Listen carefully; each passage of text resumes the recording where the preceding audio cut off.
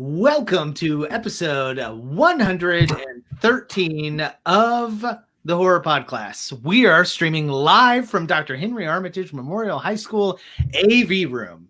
And my name is Tyler Unsel, and I run Signal Horizon, a magazine dedicated to exploring genre fiction in and out of the classroom.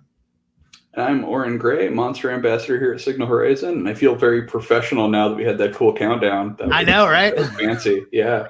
Right until I opened my mouth. we are super legit because we have a countdown now. Yeah. That's all it takes. It had music and everything. It was real. I know. I wish I had any idea how I did that, but I don't. Hey, whatever. So tonight on the Horror Podcast, we are going to spend some time talking about what we've been watching and reading. We're going to help you find some free content on the internet. And finally, we're going to spend the remainder of the episode with our special guest, Jeff Brown, discussing the deeply weird and equally problematic film Shivers.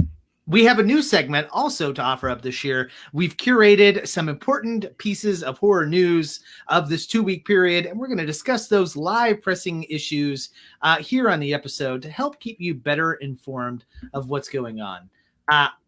Initially, my lead-in question here, Oren, was, so what have you been watching and reading and, doing the last couple weeks? But I bet I know. Yeah, hiding. Yeah, just I've watched some stuff, but it's been kind of background stuff. It's my brain will barely grasp it. So, yeah.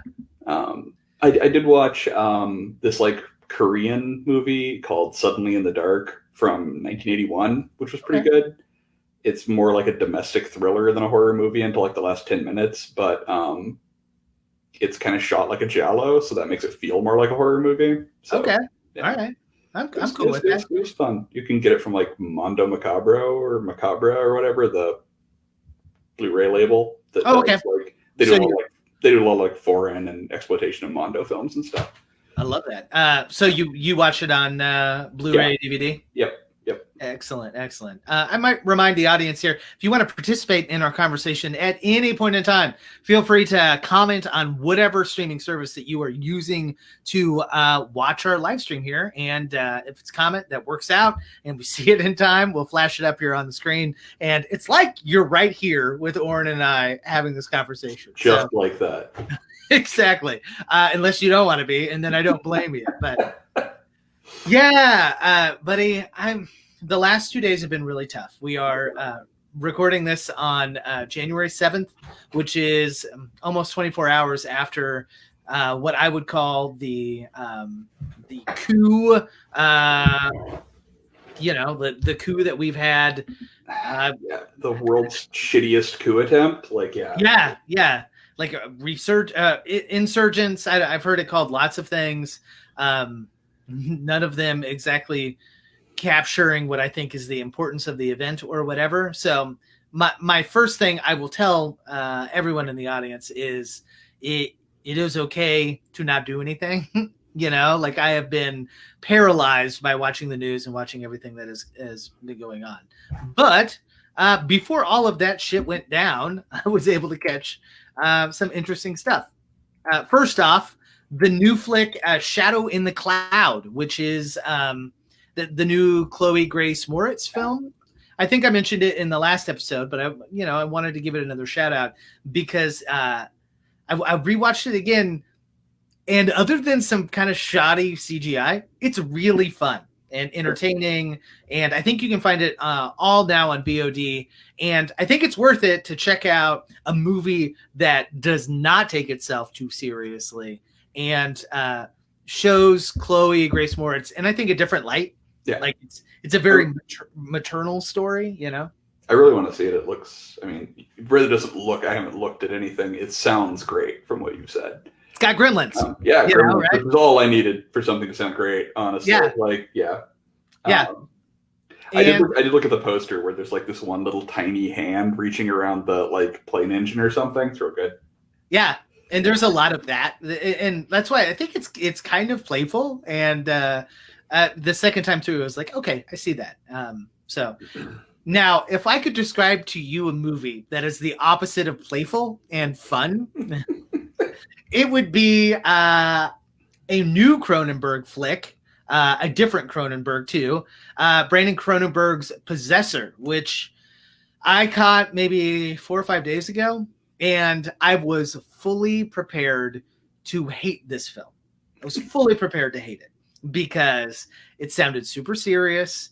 It sounded very mean and gory, and I don't necessarily mind gore, but there is a subsegment of the horror world that really gets into that, and that is not my particular subsegment.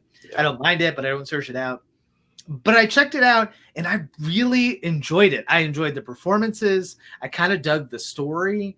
I think it has a lot of like kinship, maybe with I'm blanking on the title right now, but you'll remember. It is the like virtual reality. It's got it does have some existence stuff to it, and I like that. But the first one that came to my mind was it's Ray Fiennes during the end of the millennium. They wear the weird cagey thing on their head. It'll come to me later when I'm not, or maybe somebody in. It's not Strange Days, is it? That's it. That's it. Ding, ding, ding. Yeah. It's got a Strange Days vibe to it. I have not seen that since like theaters, so it's been a minute. I really dug it. It's been a while since I saw it too, but you can see that Brandon is very, very influenced by his father in this film too. There's a lot of weird ooey gooiness and like pseudoscience that I don't know. I would recommend the film. I mean, I'm like the last person to not have seen it. Like everybody I know has seen it, and everyone has loved it. So I mean, I've heard it's really great. Yeah, I would stop short on saying I loved it or that it was really great, but it was good. And we have talked off mic before about some other movies that have received high praise that were not our bag, and I would not classify this not as my bag. I would just say, but we're probably going to talk about this more when we get into the movie we're talking about tonight. But like, Cronenberg is really good. Like David Cronenberg is really good. His movies are pretty much always good, but they're also pretty much always not my bag. Like, his best movie is not like its overlap of my interests is less than it is for a lot of other people. Like, 100%. I think that is that captures this movie pretty well. So that's it. Pseudoscience. Yeah, and there's a lot of that. Like the flux capacitor is not, it's like, okay, all right, we don't you don't need to add those words. Just we'll go with you, Brandon. We'll go with you. So a new element that we have added for this year is going to be our discussion of the news. And first and foremost, our discussion of the news comes with this new trailer that was sent out just a few days ago from Cinestate. And here it is, everybody.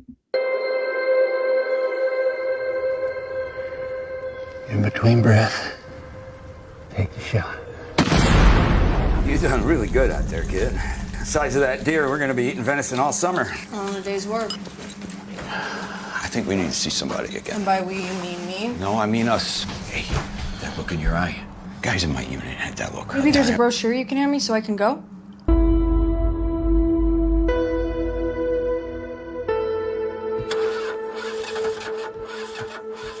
Is that Chris Jellick over there? Is he doing something completely weird? Senior prank day. But we'll see all kinds of dumb stuff today. Swim captain, we'll have Thai food delivered to class, and Becky Vaughn will set up her homemade slip and slide. This is high school. Nothing that happens here matters in the real world.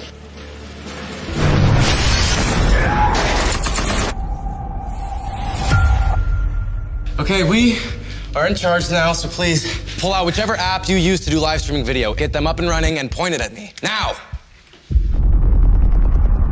Get down on the ground! Any more friends back there?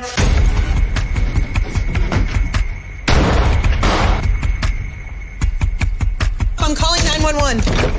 Get back to your homeroom and stay put until...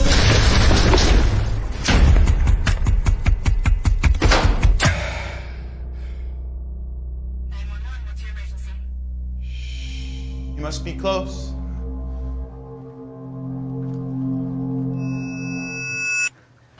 You should be ashamed! very disturbing news out of Vernon Central High School. Zoe.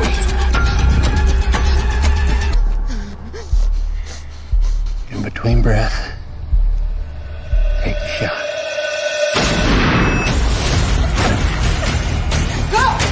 Is it safe to say that this might be our guardian angel?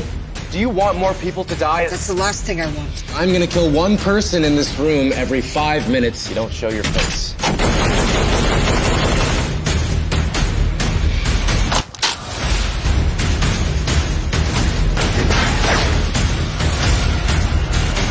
Isn't it ironic that after all your hard work, people aren't gonna remember you?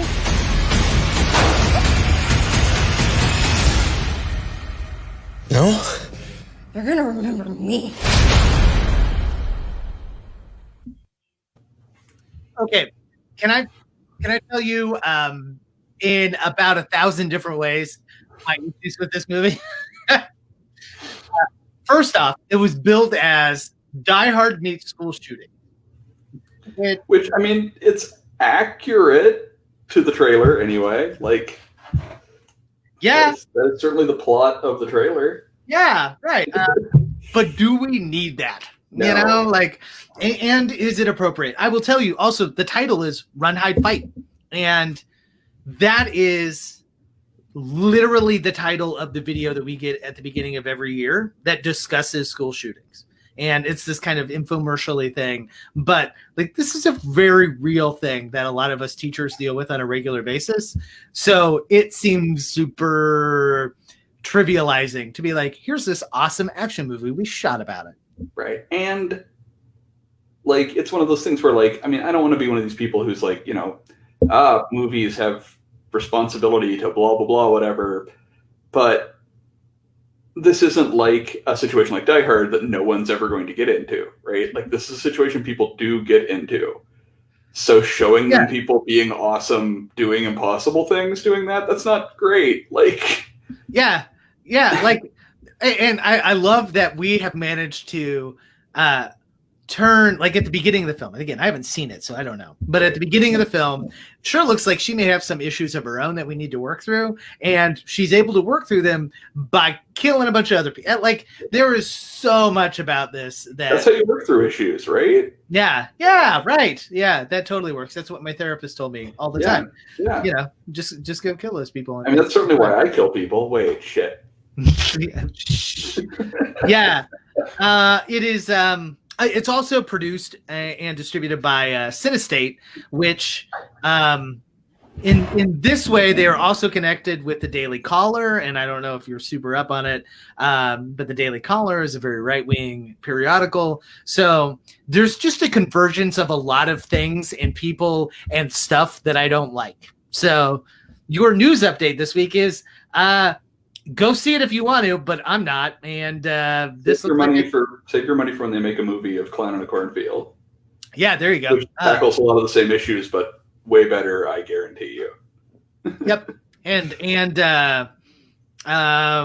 Caesar is way more deserving of your money. So go buy a copy of Clown in the Cornfield for sure. For sure. Somebody said just need Clint, I think it means Eastwood to play the dad, and yes, right, like, right? Yeah, in that kind of growly accent, you know. I mean, I think the only reason he's not is because he's too old. Like, yeah, exactly. I mean, that guy was basically just bargain basement Clint Eastwood, whoever he was. I'm sure he's a fine actor, but like the look he had and everything in the trailer was like, yeah, you can hear the growl and the whole kit and caboodle. Yeah, that's totally true. Well, quickly we'll move to Dark Corners of the Web, where the dark corner of the web that I want to shout out, free content, genre content, would be the No Sleep podcast from this last episode that they released. It's their Christmas edition, and they have a brilliant story called Raw Material, which is all about how Santa makes his toys. And it's fucking great, and kind of like it fits the it fits like where we're at, you know, like the Christmas mood perfectly. And It's a ton of fun. I made my oldest listen to it, and he dug it for whatever it's worth. But it's well worth your time. You can find it. It's the No Sleep podcast. Just type in No Sleep, and it'll be the current episode. So, all right. I think it is time we tackle our essential question today. How does David Cronenberg's Shivers address issues of gender and sexuality? Let's bring in Jeff Brown. Jeff, can you hear us? Yeah, I can hear you. Can you guys hear me? Yep. We can. Jeff Brown is a rising director to keep an eye on. His debut feature, The Beach House, garnered heaps of praise, with Brian Tallarico of RogerEbert.com calling it perfectly suited for this moment in time. I also gave it 5 stars. Shudder picked it up as one of its own original content. The Beach House is a spot-on mix of body trauma, Lovecraftian horror. Jeff picked Shivers to discuss tonight, and after watching it, I think I can see why. Jeff, welcome to the Horror Podcast. We are so stoked to have you here. Thanks for having me. Hi, guys. Hey. All right. I have, we'll take a look real quick at the trailer here, everybody, and then we'll come back and start our conversation.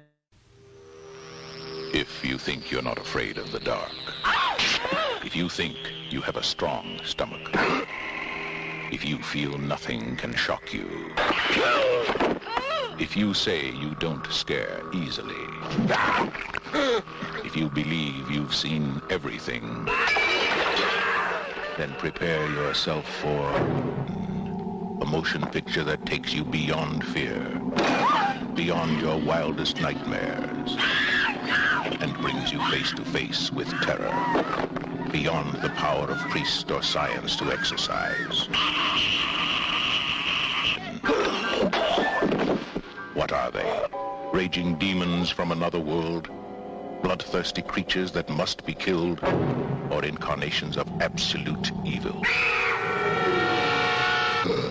They possess men, women, and children, and drive them to acts of unbelievable horror. No one is safe from them. No power on earth can stop them. The only escape is death. If this picture doesn't make you scream and squirm, you'd better see a psychiatrist. Quick. Oh, I love it. I miss trailers like that. Yeah. Those are great, man. Great kind of classic. Yeah. So, Jeff, this is your show tonight. You pick Shivers. Talk to me maybe a little bit about why you pick Shivers and maybe whatever connection it has to your movie, The Beach House. I love David Cronenberg, and I think Shivers is like kind of a spiritual link to our film. I think primarily because of the kind of production aspect of it. He shot it in like 15 days. It's a very contained movie. It all takes place in one building. And so I really responded to that. And I have kind of a weird relationship with it. It was a movie when I grew up I couldn't find. It was kind of hard to find in the 90s. And then when I moved to New York, they had all the video stores had all these films. And that was one of the first films I think I rented. And I wasn't crazy about it. I was like, this is what I've been waiting for. And then the second or third time I saw it, I loved it. And then I saw it on the big screen. I a repertory screening of it. And there's the humor of it. It's just so imaginative, and it does a lot of things. And I watched it again this week, and it really is like a loaded weapon. There's just so much to it. It exists like on a metaphoric level, like, just from the get-go, there's just so much to unpack. I mean, it's very offensive. Some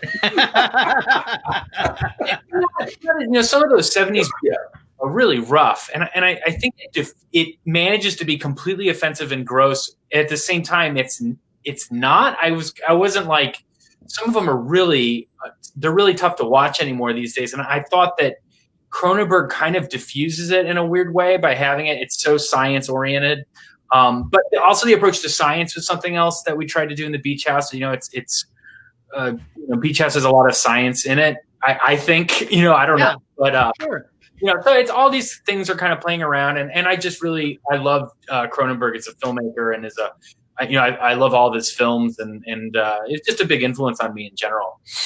Yeah. Well, and I think maybe we see a little bit of that science because we get in the Beach House, we get this big kind of exposition dump of the sciencey stuff, right? Over dinner. And that's kind of interesting. And the same thing kind of happens because we get these cutaway scenes to the doctors in Shivers that are, you know, kind of They're giving us that having their exposition. lunch.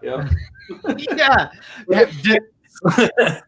Yeah, discussing the weird uncircumcised worm that happens to, go in and out. Yeah. So we've got a comment from one of the listeners here. Says Shivers is the Tingler meets the original Wicker Man meets Mayhem. Okay. Sure. Yeah, I think I definitely see the Tingler, right? Like same kind of ooey gooey monster that's floating around. Maybe it's like workplace horror-y. I think they're referencing. I was glad that he mentioned. Like, I love the thing I loved most about Shivers because I watched it twice in fairly close proximity because I had just watched it for the first time like 3 months ago before we did this episode. But like, I love the setting of it in the like, in specifically the apartment complex, but like the really high end upscale apartment complex, like the very, hoity-toity, and like you get the voiceover over the credits at the beginning about how like you can leave the problems of all those poor people behind when you come live in our nice apartment complex. Like, yeah, and I love that setting, and it actually reminds me a little bit of Demons 2. Which was a later movie, but which is in an apartment complex, and it does a similar thing where it like dovetails all the different people in the apartment complex, which was cool. And I really dig that approach rather than having the kind of central one through line. Yeah, I love the setting too. It's very much like Cronenberg did Crash, and Ballard had those three kind of urban novels at that time, and I thought it was very. I wasn't crazy about the High Rise I like Ben Wheatley as a director, but I don't know why I wasn't crazy about his adaptation, but I always felt that Shivers has a lot similar, to Ballard's. Even the look of it, I thought when you read kind of those books, even Crash, I think is very 70s feeling, and Cronenberg's adaptation is not really how I pictured the book, which is fine, whatever, But I thought that was a big one. When I'm watching it this time again, especially, I kind of wish that that was like High Rise, like the setting and the way he shot Shivers. I kind of was like, oh, I wish. But I mean, they're very similar. Society breaks down within the super modern building. Yeah, it's so cool. Yeah, like there's a whole subgenre of stuff of like, rich people get away from all these poor people in this beautiful towering skyscraper that suddenly isn't as beautiful or wonderful, right? It reminds me of the first film that we did for this season, which was Gremlins 2, right? We have the same kind of tower and maybe even some of those same class issues, but yeah. So we would be remiss if we didn't talk specifically about the question today, which is the sexual politics of this film, because there's a lot going on. Yeah. I like everyone's like, yeah, Tyler, you go, you start. I don't know. It starts off, he's provocative. So the first scene, of the scientist and the young girl is very, it's upsetting, but at the same time, it's like he diffuses it later when he's like, it's not exactly how it looked, but yeah, it's still like watching it. You're like, and I think there's a lot of archetypes. It's like all the men wear suits. The main woman, she's she cooks and she's very subservient to her husband. And I think I think that's all intentional. I think Cronenberg, he's very, very smart like that. But yeah, it is the 70s. It doesn't age too well. We mentioned something about it on online somewhere. It's just like you're not going to make a movie about rape zombies and make it not be kind of politically incorrect. Like no matter when you make it, like that's not that's not a that doesn't lend itself to. That's not an unproblematic thing to make a movie about. Like that's going to be rough no matter what you do. Yeah. So So when we were gathering research and kind of discussing how we wanted to take this episode, I put the question out to Slack because honestly speaking, I hadn't seen this movie before. I've seen a lot of Cronenberg, hadn't seen this one. So it was a complete, new watch for me. I watched it and then immediately to the company Slack, I was like, this is something. And it is amazing to this day how polarizing this film is because we have a lot of really bright, great voices, that write for us. And they were like, it is less problematic than you think if you read the film as a critique of some of those things, as opposed to embodying that, And is that kind of how you approach this film, Jeff? Yeah, I agree with that. I think that was something, because in watching it under the guise of that, I think I think there's an objective, and the word objective it's a weird word, but he is like, there's like a sign and an objective approach to the demon or the creature or whatever. And it absorbs everybody, it doesn't judge. It just, it takes it from kind of like a scientific aspect, and I think that's kind of how he pursued it. And I don't think, I read somewhere that he kind of said he sympathized with the infected as it's like he doesn't necessarily view them as evil in a weird way. I mean, they are zombie-like, it was interesting. I was thinking about them as like they're both vampires and zombies, and there's an element of Frankenstein to it. He really he covers all of these bases and kind of the body snatchers. But yeah, I think the vampirism is kind of the sexuality of it, because vampires are sexy. But at the same time, I guess there are vampire apocalypses and something. I don't know. But it's like zombies have apocalypses. That's more, they're a very metaphoric and asexual. Zombies are not sexy. I can't think of, I don't know a lot of zombie movies where, anything goes these days. So, but yeah, I mean, that's what I was kind of thinking about.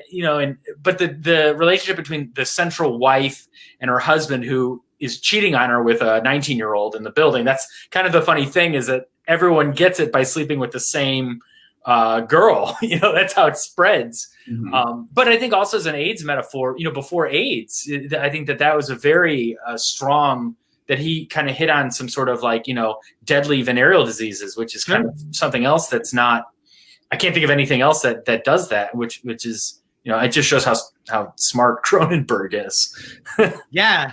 I mean, and I think you're absolutely right about the movie in a way that most other movies that are in its even vague subgenre do not do, is sympathizing with the people who are infected or, the monsters, as it were. They're not, I mean, honestly, the people who aren't infected seem as bad or worse than them. The guys who start the problem, like you said, the thing they were doing to begin with is as bad or worse than anything they do once they're infected. Yeah. Right? They were already, keeping this girl who they started when she was 12, I think it said. Yeah. I mean, that's horrible. They were already monsters before they ever became infected. And the movie does, especially that ending shot of them all disseminating out into the town, that doesn't feel as apocalyptic as it would in the hands of someone else. It feels almost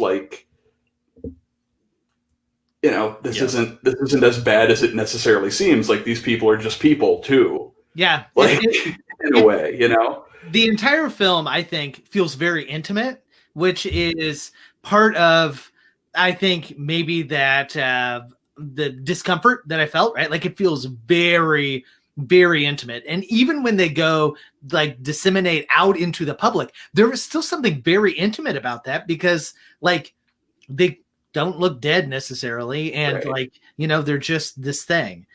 Before we get too far removed from it, though, my takeaway here is that director Jeff Brown's next film is going to be about sexy zombies. So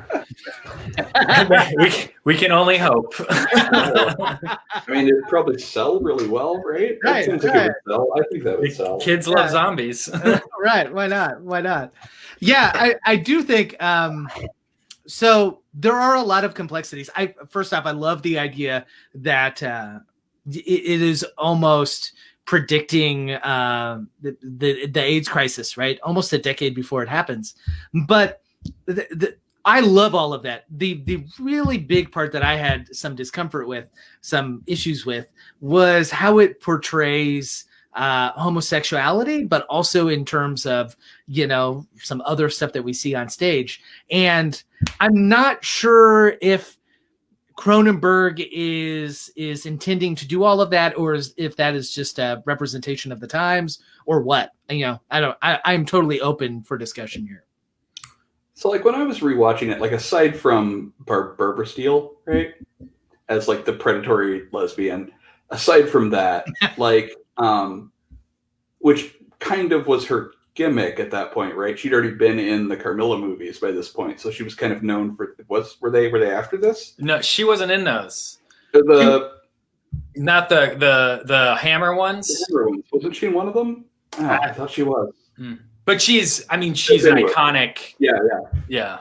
Anyway, whatever. Anyway, point is, aside from her though, like, there was less of it than I was thinking there had been when I rewatched it. Like, less of the homosexuality stuff being problematic, because kind of everyone's problematic, right? Like, it's not like the straight people get off easy in this. They're terrible people. Yeah, that's very true. And so, like, kind of everyone's just a weird monster. Yeah. They really hint at a lot of things. I mean, they hint at incest and pedophilia, a lot of things. I was reminded of some other 70s movies. Like, I think there's that one shot I thought of that movie Sallow, which is, that's another extremely provocative, troubling movie. And I thought of The Exorcist for some reason, where I was kind of thinking about, kind of like fallout from the 60s. I feel like a lot of these early 70s movies are kind of dealing with a lot of kind of breaking taboos from the 60s, and kind of Cronenberg is playing with, like, the fears of the counterculture and whatnot. And it's like, these wanton orgies happening, everywhere is kind of what the straight world is afraid of. I didn't think that the portrayal of homosexuality that didn't set me off as bad. I mean, I've been watching a lot of Giallos lately, and those are really bad with that. So this is like I was like, even as offensive and gross as it is, I was like, that's still kind of tame in that, it's like they're not slapping the wives around, which is something that all of the Italian, it's like, even ones that are like, they start good and then it's like, oh, now he's got to hit his wife. Great. He covers a lot of ground in 90 minutes. So it's something. And a lot of that is intentional, and I appreciate that. I think so. I've got an interview pulled up here, isolated a quote from it from thebomb.com. That's an actual website, and they have done some pretty interesting stuff. But I'll have the link here if you wanted to read the whole interview. But they have Cronenberg here, and he says about his film, but because of our necessity to impose our own structure of perception on things, we look on ourselves as being stable. But in fact, when I look at a person, I see the maelstrom of organic, chemical, and electron chaos, volatility, instability, shimmering, and the ability to change, transform, and transmute. And he's specifically talking about this film. I wondered, if both of you want to talk for a moment about the transmutability, about sexuality, about human beings, and how this movie kind of captures that. I think that kind of does go back to kind of a scientific, looking through things through a scientific, almost objective eye. I think the scientific process in general is trying to be set like objective measurements or criteria for reality. And I think that hearing that, I think that sound, if he's seeing bodies as messes of atoms and viruses and things interacting on a microscopic level, I mean, I think that is kind of a scientific approach to horror, which is interesting, because usually the scientist is a character, but he's not the filmmaker, which is maybe one of Cronenberg's stronger additions to genre in general is this kind of detached eye. And I think his filmmaking gets more detached as his films go along. I think this is necessity is the mother of invention a bit on the filmmaking on this one. But The Dead Zone I think is pretty stylish and kind of. I think he seems kind of like a cold filmmaker, but I think that the films aren't cold to me. They're not. That's such a weird. I don't like that criticism of Kubrick either. It's like where they say, "Oh, he's such a cold filmmaker." I don't see them as cold, but there is a detachment, which can be read as being cold. But sure. I've seen most of David Cronenberg's films, but not all of them. But like to me, he's always seemed like someone who saw people as just what it says there. Like they're not stable. They're not one fixed thing. They change constantly. And so his characters are almost never one fixed thing. They don't have one clean arc like a character would in something else. They're a mess of competing impulses, right? And that's what is interesting to him is the change and the transmutation and the whatever. And a lot of times it takes physical form. Yeah. Right. He physically manifests it, but it's also psychological. So like, I think that, and I don't know his opinions on sexuality, but like as a filmmaker, he seems like someone who would not be interested in whether people were straight or gay or whatever. He would see that as mutable. Yeah. Right. That it could change in different circumstances. Sure. And like the parasite, right? Or the symbiote, right? I think is kind of the thing that you're given to go off of. Makes all of that even more fluid, right? That fluidity exists there already. I think this worm or phallus or whatever we want to call it only makes that worse, right? Yeah. Worse is a wrong term, but makes that more apparent. More extreme. Yeah. And isn't that what the scientist is kind of his like goal is to unleash just this sort of multisexual chaos, and that's another thing that's kind of I think it's really interesting. I mean, I think it's really good point that again is way ahead of its time in terms of how gender fluidity is the steps made with that in terms of media and what we see in terms of trans actors and trans stories, which were there was the Fassbinder film was In a Year of 13 Moons, which was like about I think a transsexual in the 70s, which was I don't even know what audiences must have thought of that, but and I think that that just shows again how Cronenberg is just really smart, just really thinking about things and experimenting and that's what the chaos in the pool. I love the pool scene at the end. Yeah, great. Yeah. Oh, it's haunting. It's beautiful. It's weird. It's just great. And I love the casting in the movie. I think is dynamite. And it just that's that future of there's no male, there's no female, there's no right, no wrong. There's no it's all absorbed in this one organic mass. And maybe there's some good to viewing humanity as an organic mass sometimes. Yeah. I don't know, or not. Sure, nah. Like at its core, the movie like doesn't just discuss. I think it advocates that oftentimes we are we don't have a morality, that we are functions of our base senses, our base desires, our these fundamental organic impulses. And I think like if the movie has a moral, which I'm not positive it does, like it may just be like a thought experiment more than a morality play, but like to the extent that it has one, I feel like it is that we deny that about ourselves, that we deny how governed we are by those baser impulses, and in denying that we lose track of our ability to control them, right? Like, okay. Because the people, like I said, the people who are at the crux of this whole transformation were already monsters before the monster ever got to them. Yeah. Right? But they didn't believe they were, right? They all believed they were these very rational, in control people, but they weren't. Every one of them we talk to, every one of them we see, they were these they were respectable people and they weren't. Yeah. They did bad things before the worm ever got in. Right. And it was that disconnect that let this happen. Right. That made this happen. I think that's super fair. Yeah. So one of the things before we entirely run out of time, that I wrote down, and maybe it'll be a quick conversation, maybe it won't, but boy, I think I have seen now everything Cronenberg has done, I think, outside of like the early pornography stuff and, or whatever.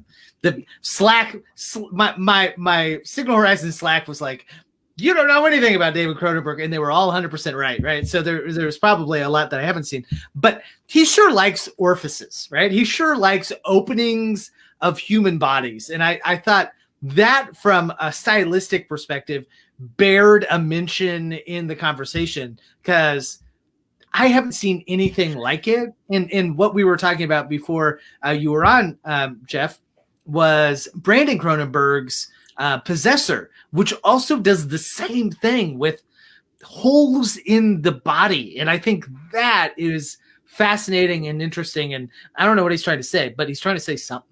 Yeah. I don't know if Cronenberg, I don't know if he does know either. I think that he is a filmmaker that is kind of guided by instinct, which is, I think, a lot of David Lynch and, I think a lot of these filmmakers that make, that have been doing it for decades. I think if you ask them, can you explain what you're trying to say? I think they would. I think similarly to what Oren was saying about I don't think he would say that, there's a moral. I don't know if there's a moral to that. And I'm sure Brandon Cronenberg is like sick of hearing him being compared to his father, but his last name is Cronenberg. He accepted it. It's going to happen. But yeah, Possessor is something. I missed your earlier conversation about it, but did you guys talk about deep fakes in Possessor at all? Oh no, that's great though. Talk about it. I thought that was really, I didn't think about it till like the next day where I was, because I kind of wrestled with the movie. I loved Christopher Abbott's performance, who I think he's a really kind of underrated actor. He chooses a lot of risky movies. And I thought he really showed off and I say that in the best possible way. It was just such a meaty role. And, but it's a deep fake. When they are inhabiting other bodies, they are doing a literal deep fake. And I think that was a very kind of subtle, smart approach to persona and into the again, back to, kind of the nature of flux and transmutation or whatever, transmutability, with personality. And I think that he's kind of, he's not picking up where his father left off, but he's definitely exploring some similar things. I mean, he grew up with his father, so I think he's gonna, no matter what, he's gonna hear it around the dinner table at some point. I guess. What is that Christmas like? Or I don't. Thanksgiving. I think they're Jewish though. So maybe what's that Hanukkah like? Yeah. Oh man. Yeah, I think so. To give our audience and future audience a sense of where we're at, Possessor really is about a film of a woman whose sole job it is to inhabit another human being to commit assassinations, essentially, and how she reconciles her own life with that. Okay, so I love the idea that it's like deep fakes are real, right? Like it is the next evolution of that. Yeah. But back to orifices. I never thought you would say that. Yeah. Well, their soundbite for the episode. Wait till you see the next film. No, I don't know what that is. I mean, maybe it's another thing where it's a natural. In science, every creature has an orifice, and so whether or not it's a talking sphincter in Naked Lunch or in Videodrome is stomach that takes, maybe it's just something where it's another thing where it's like, this is just what people have. And if we're mutating people into the next stages of evolution or into, maybe side steps of evolution, the orifices are going to change too. Bullet holes are also orifices, and even movies like, Eastern Promises or History of Violence, where he gets away from the science fiction aspect, they're still very bloody movies. And so it's maybe there's always something in his films about a rift or the straight world being invaded by a different world that's either more violent or more sexual, or, and then the main character is kind of coming face to face with this new reality. It's very explicit in, Videodrome but in something like Eastern Promises, Naomi Watts is the straight world, and then she comes into contact with the mafia, with the Russian mafia. And so maybe the Orifice is a visual metaphor for that rift. It's if it's a bullet hole, or I don't know. I'm just kind of talking. No, I like that. It could be. I don't know. That makes some sense, but there is definitely a fixation with it. So his movies are very, they're very preoccupied. A lot of them with mutation, right, or change, or like physical change. But we're used to seeing physical change in movies, right? We see it a lot. And it's cool a lot of the time. But orifices are intimate, right? I mean, one way or the other, whatever orifice it is, like even if it's not something sexual, like your nose or your ear or something, right? You stick something in someone's ear, that's intimate. That's not something you let strangers do, or the strangers do on the regular, right? People don't walk up on the street and do that. Or if they do, it feels very fucked up. Right. Yeah. And so, like, if you want people to feel that change and really feel it, you make it around an orifice, right? Because that's the intimate ones. That's what we feel with. Yeah, that's got the most nerve. Right. Yeah. So here's my pet theory. All right. Cronenberg seems to be obsessed with permutations, right? Things that are both, things that are other, and they're not of either thing. They are of both things, right? We get The Fly, we get, whatever examples you come up with. And I think an orifice represents both, right? It is neither in nor out. It is both things, right? Mm-hmm. So in that way, no better way to illustrate this principle of liminal space, right? Or whatever we want to call it, than the actual orifice, which somehow represents coming and going. Maybe in this movie, literally, I don't know. But yeah, whatever. Yeah. But it was readily apparent from that first scene where, he cuts that girl up, right? And which I think is filmed so interestingly, because for a film that is incredibly bloody and incredibly gruesome, you see some blood and you see some stuff, but you see it all from the side, so it's like kind of hidden, And I just found that really, really interesting. It's such an interesting decision for an opening scene anyway, because like we already talked about, like it sets it up to appear to be something other than what it is. Like we initially see it as something other than what's happening. Like we see it as him attacking her. We don't know why. Yeah, He's the aggressor, and not that she's infected. Yeah. And then if you're paying attention, it comes back later that that's what that was really happening. But it's just very a private. You got to start it off, get the kids in with a bang. Right. Like I'm in for this one. Yeah. Yeah.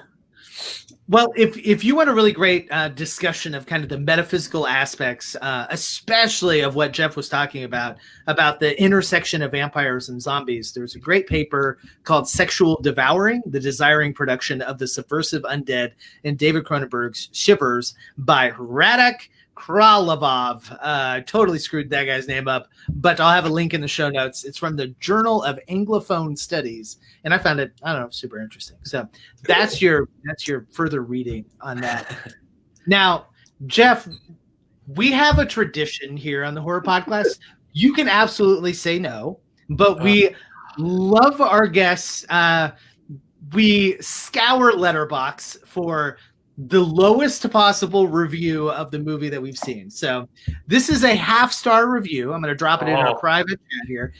We would love for you to read our anonymous 0.5-star review indicting how awful this movie is. If you don't, if you're working with David Cronenberg in the future and you don't feel comfortable doing that, that's totally fine. And I'll read it as normal. It is entirely up to you. I have to read the negative review of Shivers out loud. Yeah. I mean, it's also not a negative review of the Beach House. Let's see. Okay, I'll read it. Otherwise, as far as how he uses some women in the film, it's pretty dated, to put it nicely. oh, I couldn't let your dinner burn, tee-hee, bro, you just almost got raped, and I just couldn't care less of what happened to the main guy. Had to laugh at, I'm hungry for love, horny on the timeline, and for what? What was horny on the timeline a quote in the movie? It's not. That would have been amazing. Yeah, hungry for love is. Hungry for love is. But also, we've talked about how timely this film was, right? Like, if somebody pops up and is like, "Dude, he's horny on the timeline," we'd be like, "What the fuck?" I like that this person is upset with how the movie treats women and then calls her bro. Yeah, it's really good. yeah. Also, I did find that part a little odd, right? Oh, like, yeah. I mean, this terrible thing almost happened, but your dinner might burn. Yeah. I mean, like, she pretty clearly just wanted to follow him. Yeah. And that was her excuse. Like, she constantly was following him when he told her not to. Yeah. Which he was real patronizing, but whatever. You know, it was the 70s, I guess. And well, she goes and puts in her contacts before they have sex. That part was the other one. But Yeah, what the hell, right? Like, why do you go back? I don't. Yeah. That was weird. Yeah. I thought that was like an excuse. I'm like, right? that's a like, shitty excuse to get away, but you know, whatever. Escape excuse because and then she puts them in. Then she puts them in. Exactly. That's the part where you're like, what? Also, you're like crying and shaking. You cannot put your contacts in while you're doing that. Yeah. Well, and they look like old school hard contacts, which are really brutal. Yeah, well, that's my dad is an eye doctor, so I grew up with that stuff, and I'm like, why would you put in like gas permeable hard contacts before sex? Those hurt and do not feel comfortable. You know, let me put this annoying thing in my body before I put another annoying thing in my body. I don't know. That's another orifice. She's putting something. I mean, that's an opening. You know, I think that. It. Yeah, I'll buy it. Look at that. That's what we do on the Horror Pod class. Some of this advanced film criticism that. So anything we want to add to tonight's discussion of Shivers? For just in general? In general. Did we miss anything?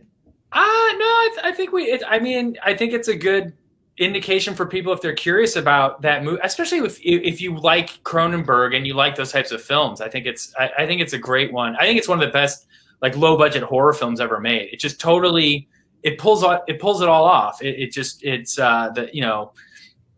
works. It totally works. Yeah. Looks like we got a new comment. The opening scene reminded me of the prelude of Peter Straub's Ghost Story. The book or the movie?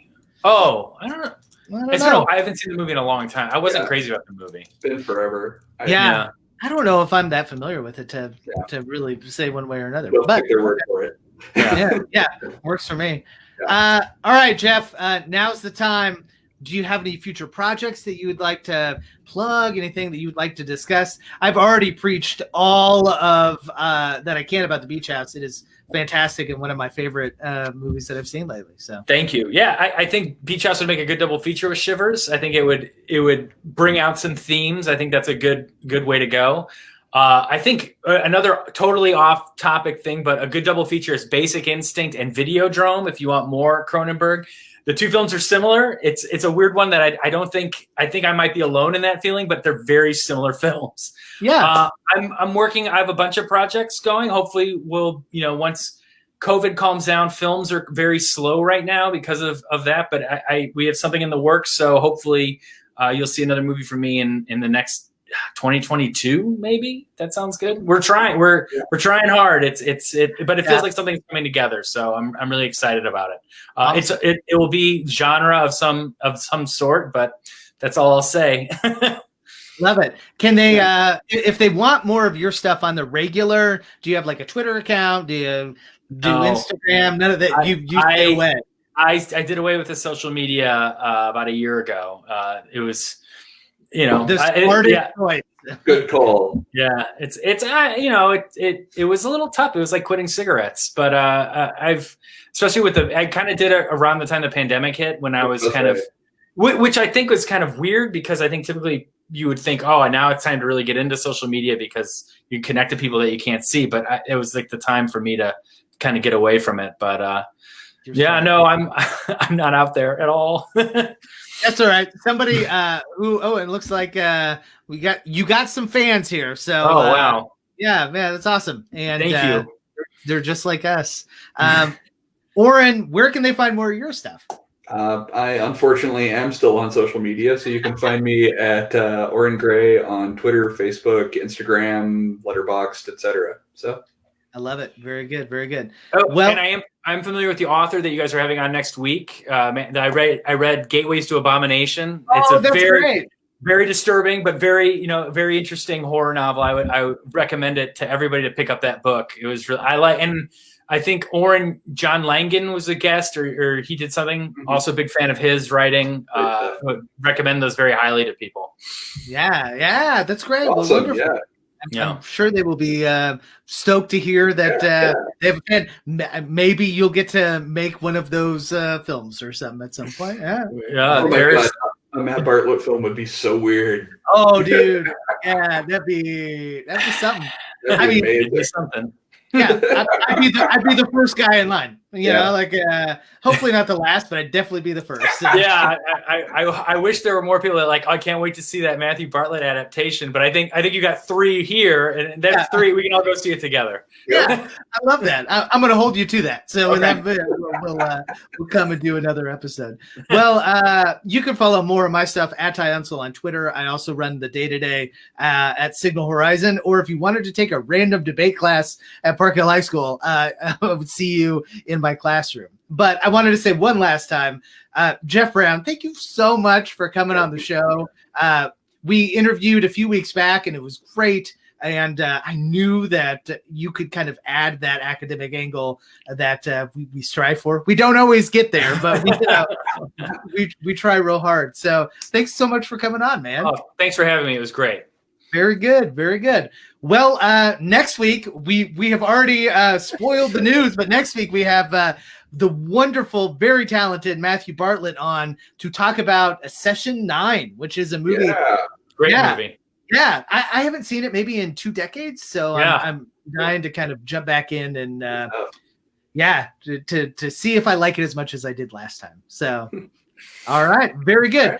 Well, until we see you all again, class dismissed.